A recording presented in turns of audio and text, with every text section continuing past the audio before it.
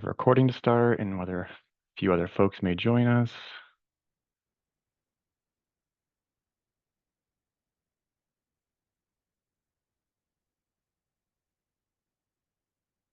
Okay, looks like we've got a number of folks here.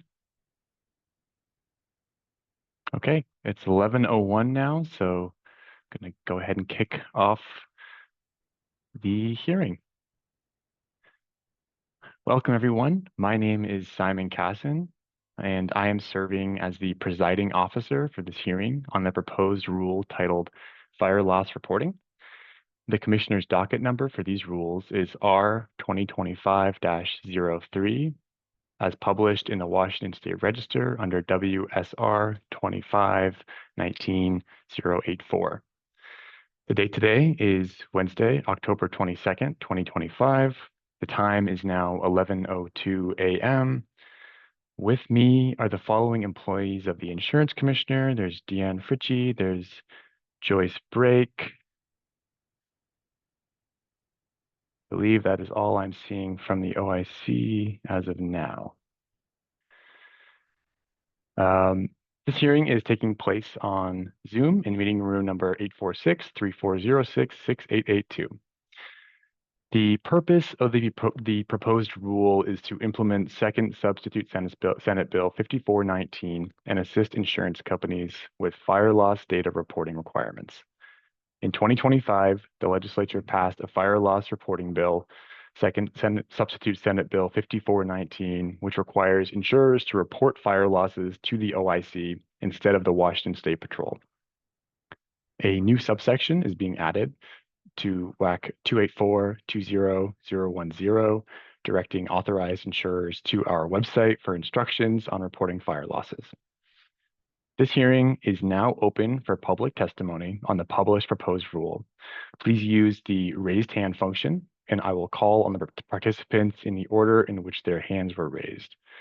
Before you begin testimony, please be sure to state your full name and affiliation. The hearing is now open. I will check the participants list, but please feel free to raise your hand and I will call on you in order of raised hands.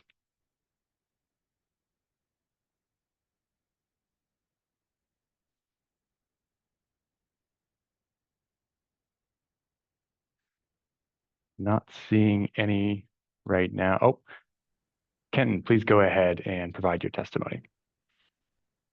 Thank you, Simon, and thank you for the hearing today. On behalf of Northwest Insurance Council, my name is Kenton Brine. I serve as president of Northwest Insurance Council.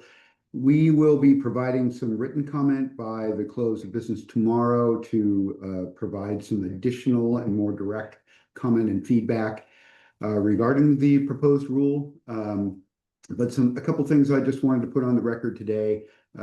This is a unique rulemaking in that the rule itself is straightforward and simple, but it merely refers insurers to a website to be posted on the OIC's website, a web page to be posted on the OIC's website, and that contains the meat of how insurers or other reporting entities are required to report and the frequency of those reports and the information that's to be included. Our members have some questions about some of the specifics included in the instructions, but there's also a more broad concern that the rule itself will be part of the, will be a permanent record unless and until changed by other rulemakings at a later date. But the instruction is outside the rule and thus can be changed presumably in the future by the department if they choose to make changes to it. That is of some concern simply because we're always looking for a degree of certainty in how rulemakings are engaged and what the language of the rule is and how it will be interpreted by future, current and future staff and commissioners at the OIC. So there is some concern about that I wanted to make sure we made note of. But as we understand the rule in the current set of instructions, we also believe we understand that those companies that use the ISO claims search feature will be in alignment and won't have to do independent reporting. And we're hopeful that the instructions can be clarified in some areas to make sure that insurers are aware of their responsibilities and that also the ISO reporting is adequate to meet the requirements of the underlying statute and the rule, so that insurers don't have to do additional reporting beyond what's required there. So again, we'll follow up with some direct written comments. We do have some questions about some of the wording of the instructions. We want to make sure that our members are clear about, and we'll provide that to you in writing by the close of business tomorrow. Thank you. That concludes my comments at this time. Great. Thank you for your comments. We'll now move on to the next testifier. If anyone has public testimony, please go ahead and raise your hand.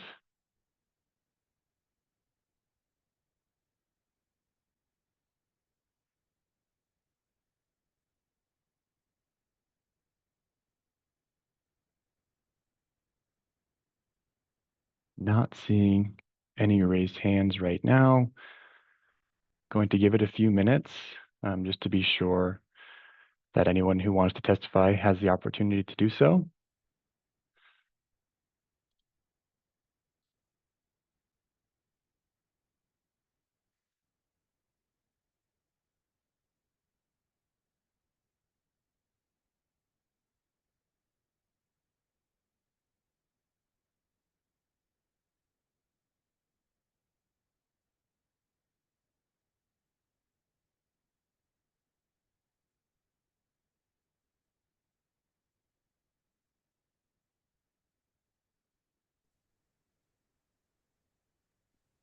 Simon, we have a raised hand. Brandon Vick. Oh, sorry, Brian. Thank you. Brandon, please go ahead and provide your Good. testimony. Thank you, Brandon Vick with NAMIC. I don't have anything to add. I don't want to keep us here much longer. I just wanted to second what Mr. Bryan said and also let you know that we'll be participating in that letter writing exercise. So, yeah, again, 2 points for Mr. Bryan, and we'll be in contact tomorrow with you. Thank you. Great. Thanks for your testimony.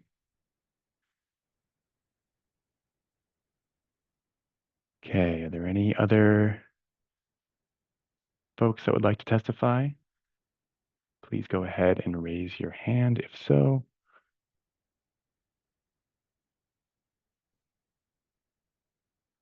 I'm just going to give it until 11:10 just to make sure that everyone has the opportunity to testify that would like to do so.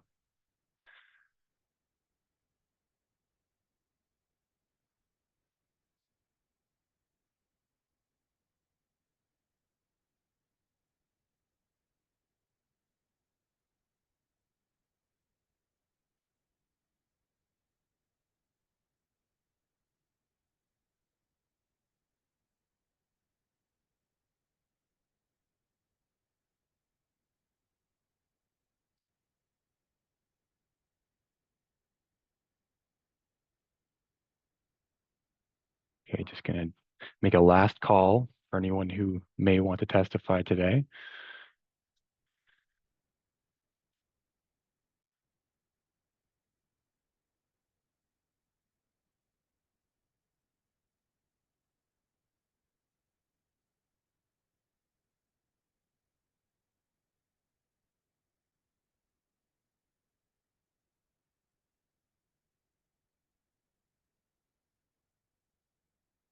Okay, it is now, excuse me, 11:10. Thank you all for your testimonies. The commissioner will consider the comments that have been received and the testimony given at this hearing. If the commissioner decides to substantially change the rule, then, as required by statute, a new notice for another comment period will be published and another hearing will be held. However, if after due consideration of the comments received and the testimony given at this hearing, the commissioner decides to adopt the rule as already published without substantial change, then the rule will be adopted on or after October 24th, 2025, as provided in the notice of this hearing. The rule's effective date will be 31 days after we file the CR 103 with the code reviser. Please submit all comments by October 23rd, tomorrow at 11:59 p.m. Copies of the adopted rule will be sent out through a GovDelivery notice and available on our website after filing.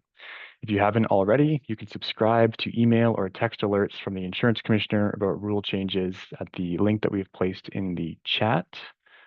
This hearing has now ended. Thank you all for attending.